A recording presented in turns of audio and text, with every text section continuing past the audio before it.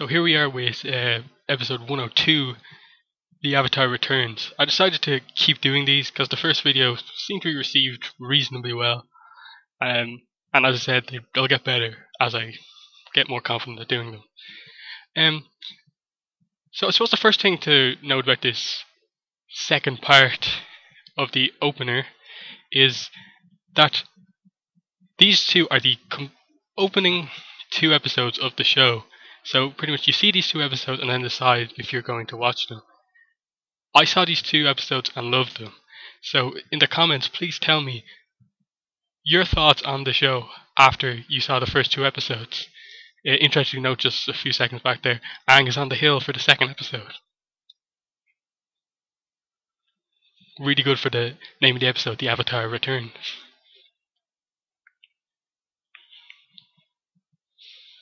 And we're like straight back into the action here after Aang and Katara returning from the Fire Nation ship.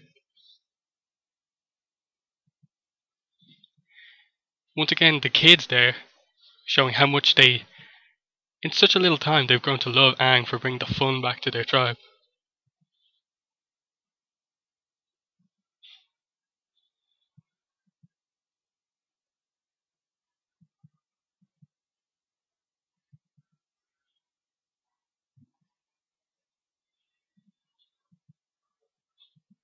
Gran there telling Katara about her responsibilities, just once again showing how much responsibilities Katara has had to take on since her mom died.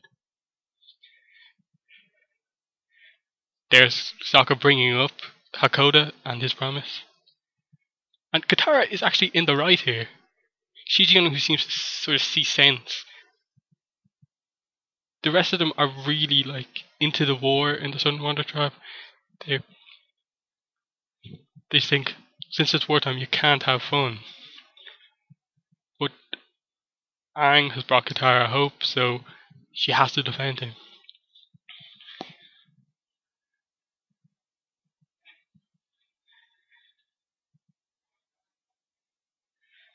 We see sort of Katara's stubborn side here. This is kind of big for her, leaving her family. And Sokka using that against Katara to kind of get her to come back.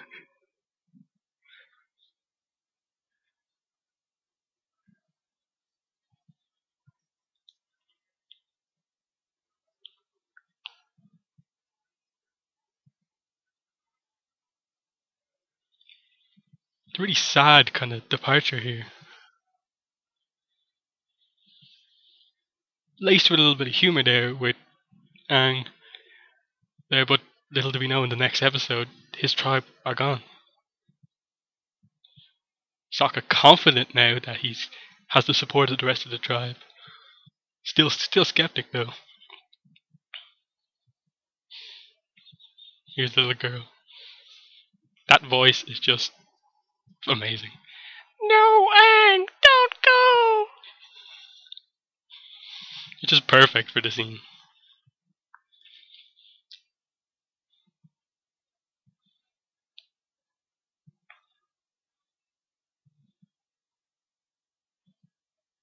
Just the little details in the animation, like the footsteps being there.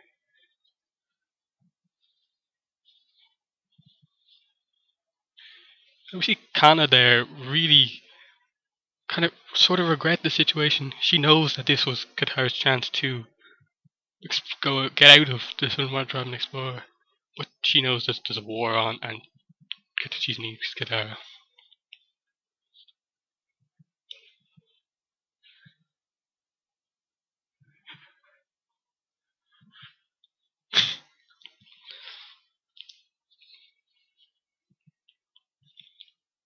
It's just how well constructed the episode is. Aang is banished, and because he has left the tribe, he then notices Zuko's ship on the way. And Aang only knows that it's a bad ship because it looks similar to the one that he saw. So if they didn't go out exploring the ship, he probably might not have thought it was that bad, maybe. This is a really good kind of montage here of Zuko and Sokka putting their armor on, getting ready for battle at the same time. It's just interesting to see the kind of different culture in warriors between the two tribes. Zuko's wearing kind of like armor, like spiky, and then Sokka's is very tribal, kind of with the war paint and stuff like that. And then he knows he has to defend the whole tribe. It's him on his own.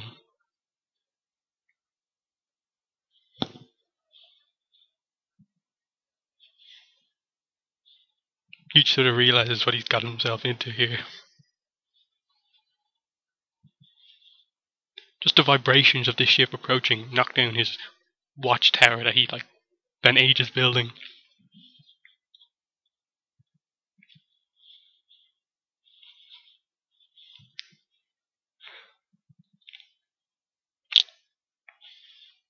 Sokka's so frozen with fear, he doesn't even realize that he's in danger. Just stands there as the ship like cracks the southern water tribe in half, nearly.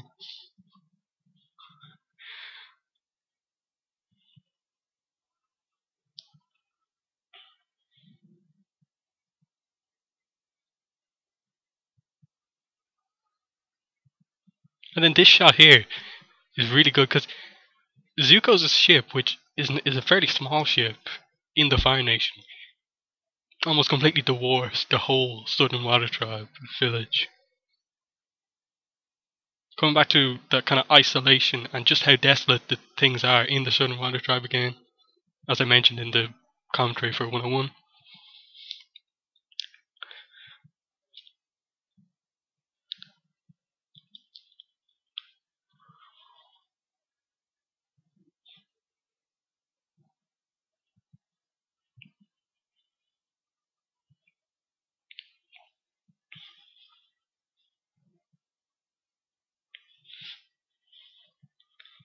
And right there it's confirmed to us that Sokka is not that good a warrior. Because as we see before, Iroh was kind of scolding Zuko for not getting his technique right. So Zuko still has a lot to learn as a warrior. So Sokka has so much more to learn.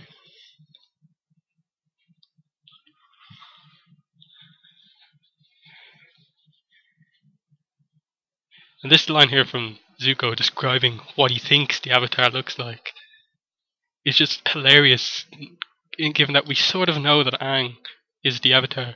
His face when Katara asked him about it in the last episode pretty much confirmed it to us.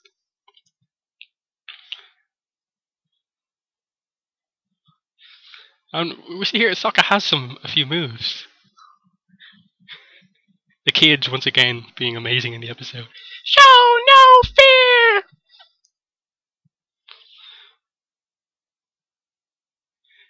The second bonk bonk bonk of the two for opening two-parter. The one hit that Sokka gets, boomerang, comes back for the first time. And then there's this absolutely epic shot of Aang coming in on a penguin to like absolutely annihilate Zuko.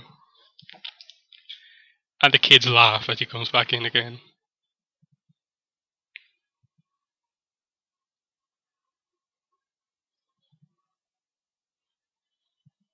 And he's so calm as well. It just gets his character through so perfectly.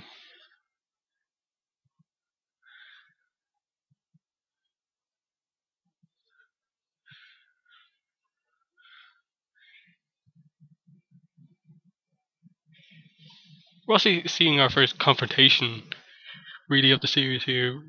Zuko Sokka, then Zuko Aang. There he reveals he's the Avatar. It's interesting that they both kind of go no way, so they really didn't think for a second that he was the Avatar. You're just a teenager. Just really great line. Stating the obvious, but like Zuko thinks he's awesome. We instantly see the contrast of styles between firebending and airbending. Firebending very aggressive, airbending defensive. Lots of movement in airbending, while firebending is very kind of straightforward, direct. Northern Shaolin Kung Fu being the firebending style, and Bagua being the airbending style. Katara seeing Aang leave for the second time in like less than an hour, pretty much.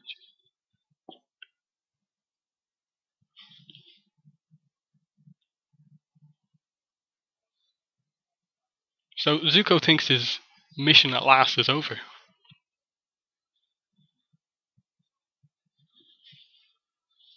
Again, the great facial expressions. Aang really likes that place. He's taken away again.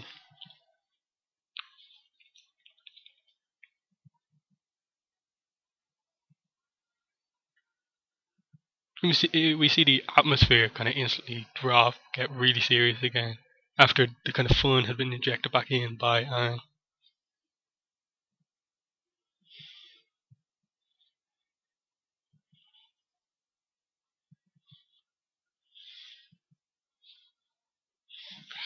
Katara on another rant, but this time Sokka agrees with her.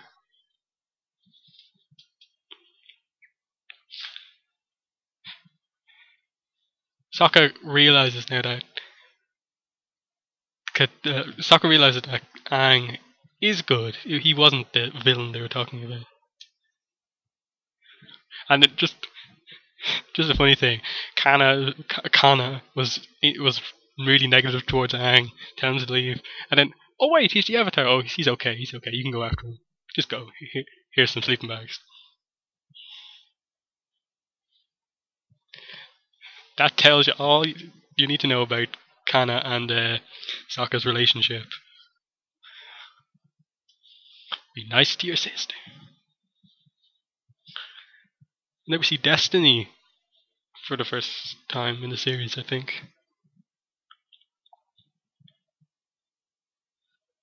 It's talked more about Zuko's story, but when you look at Sokka and Katara's journey, Katara's for hope,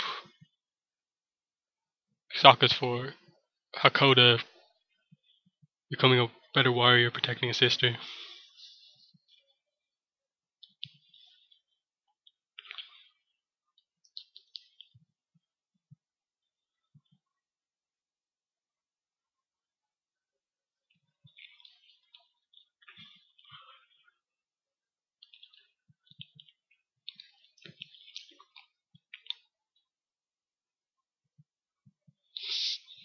We see Aang very confident of his fighting abilities, being a master airbender.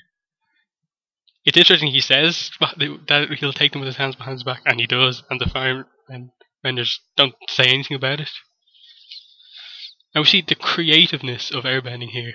Once again, his sneeze, like one move, and he's pretty much out of the out on the deck of the ship.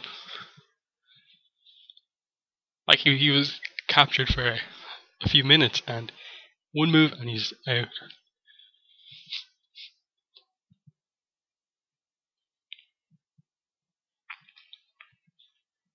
We see the contrast between Katara and Sokka here. Katara full of belief, full of hope in Aang, Appa. Sokka not so much. Again, the music building up like it did in the last episode for Appa the Fly, but this time, as we see here, he's flying.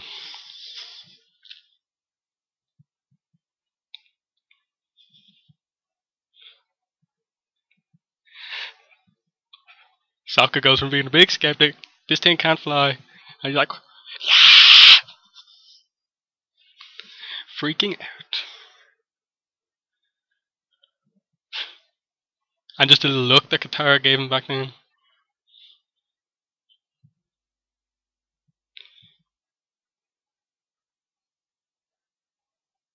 Again, showing us more airbending, in that it's very kind of movement based, assisting your movements, running faster, jumping.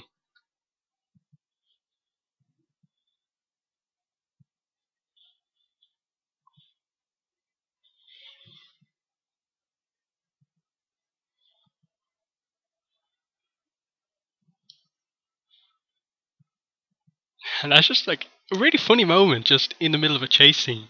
He walks in, he finds Iroh sleeping, and he's just like, "Oh, sorry."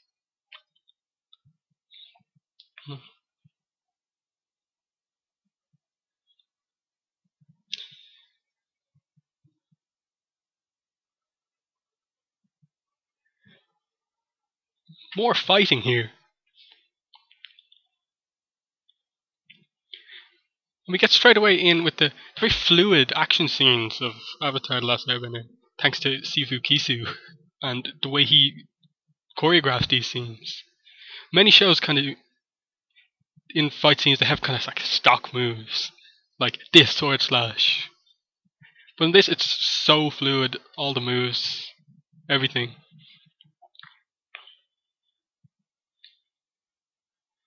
And pretty much every Avatar fight scene is always contrast between the styles. And then 3 times in this episode now, Zuko has been like annihilated by some move. Oh, wait, 4 actually. Boomerang to the back of the helmet. Legs taken out from under him by a penguin. And then twice he was smashed against a wall with a mattress. And this shows the sort of desperation of Zuko here as he dives from the very top of the ship. If he had missed that grab, he would have been dead when he hit the ground. But he caught on to Aang.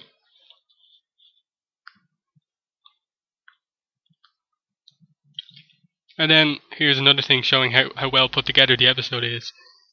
Aang finally thinks he's escaped, just has to best Zuko. Then Appa comes in. And Appa distracts Aang, sort of, which leads to Zuko getting the upper hand in the fight. And we see the kind of power of firebending overwhelming the defense. And then this is a kind of shocking moment in the episode. We've seen Aang as such a really nice, upbeat, playful guy. And then he gets kind of thrown off the ship and you think, oh my god, he's going to die. But then as we see here, once again, when his eyes start to glow, he can waterbend. And I remember when I watched this episode the first time, I was like, oh my god, what's he doing? This is like the coolest show ever. But as we know, this is the Avatar state, and he can bend all elements here. And showing the sheer power, so easily taking care of all the crew members on the ship.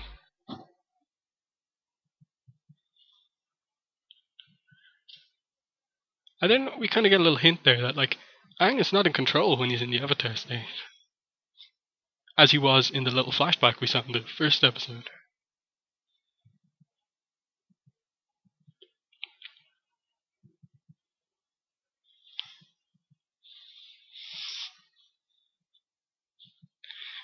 Zuko ever persistent, but Sokka gets his bonk bonk bonk revenge.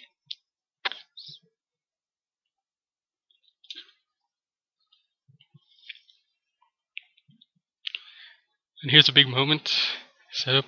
We know Katara can do some waterbending, but as we see, it's not very controlled. But she can learn really easily.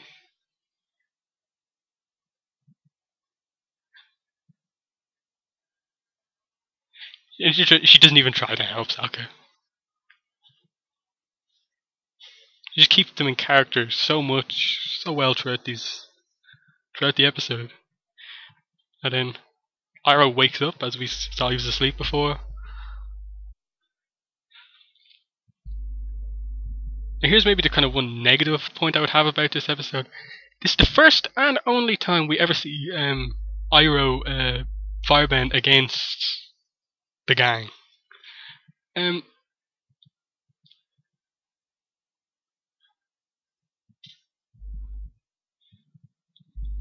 It's just interesting to note that that's the only time he ever does it.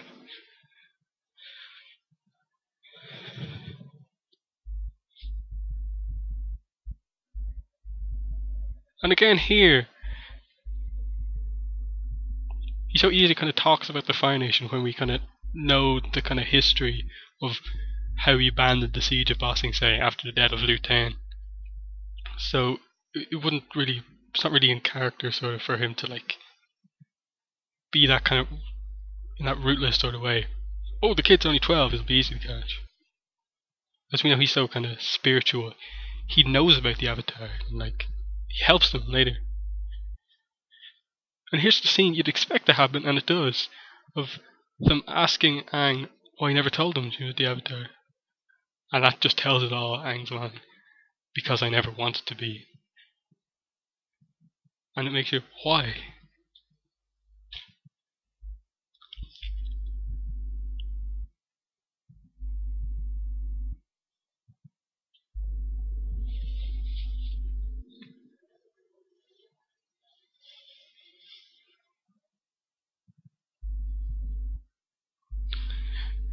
Aang, as a nomad, again, happy to do some travelling. She knows that Sokka wants to prove himself as a warrior, and see that the Fire Nation troops are fairly easy to beat.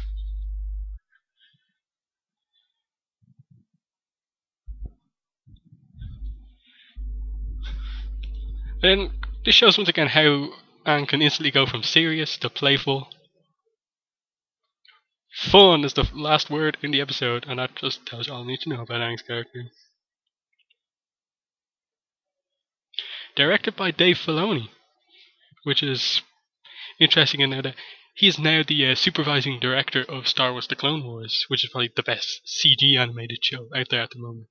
And he's put a few little Avatar references into that show there with a senator named Senator Aang, a character named Sugi, S-U-G-I, and that character has a kind of necklace that's very similar to Katara's. Just some interesting things to know.